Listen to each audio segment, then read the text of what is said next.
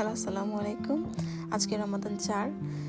ভোরে উঠে গেলাম সেহরির জন্য। সেহরি করে তারপর ঘুমাইনি। সকালবেলা আমি আমার জানকে এগিয়ে দিতে চলে গেলাম তার সাথে রিক্সায় উঠে চলে গেলাম তাকে কিছু পথ এগিয়ে দিতে। ও আর কি ঢাকার উদ্দেশ্যে রওনা দেবে। তো এই তো যেতে যেতে আমরা দুজন অনেক গল্প করছিলাম। গল্প করতে করতে আমাদের গল্প চলে আসলাম। ও চলে গেল ওর পথে, আমি চলে গেলাম আমার পথে। তারপর আর কি একা বাসায় চলে আসলাম। বাসায় আসার পথে আম্মুর জন্য ওষুধ নিয়ে আসলাম।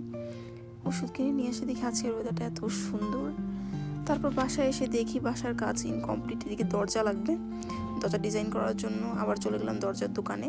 গিয়ে এখান থেকে কিছু ডিজাইন দরজা সিলেক্ট করে তারপর আবার ওষুধ কিনে চলে আসলাম বাসায়।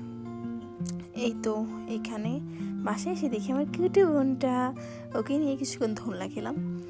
ওকে ঘুমানো অনেক ট্রাই করতেছিলাম, বাট ও ঘুমোচ্ছে না।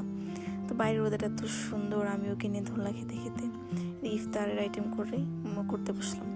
চুলায় পেঁয়াজও দিয়ে দিলাম। আস্তে আস্তে পেঁয়াজগুলো হয়ে গেল। তারপর দিয়ে দিলাম এখানে আলুর চপ।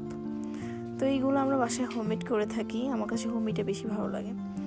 তারপর বেগুনে দিয়ে দিলাম। আস্তে আস্তে সব উপকরণগুলো নামিয়ে নেমে চিকেন ফ্রাই করে নিলাম কিছু। এদিকে ফ্রুটসগুলো কেটে নিলাম। তারপর এই তো আমার সেই মাখা ছোলাগুলো আমার খেতে অনেক ভালো লাগে। মাখা ছোলা নিয়ে এই তো সব কিছু রেডি করে বসে পড়লাম। আজকে এই পর্যন্তই। আগামীকাল আবার দেখা হবে নতুন ব্লগে। সবাইকে আসসালামু আলাইকুম।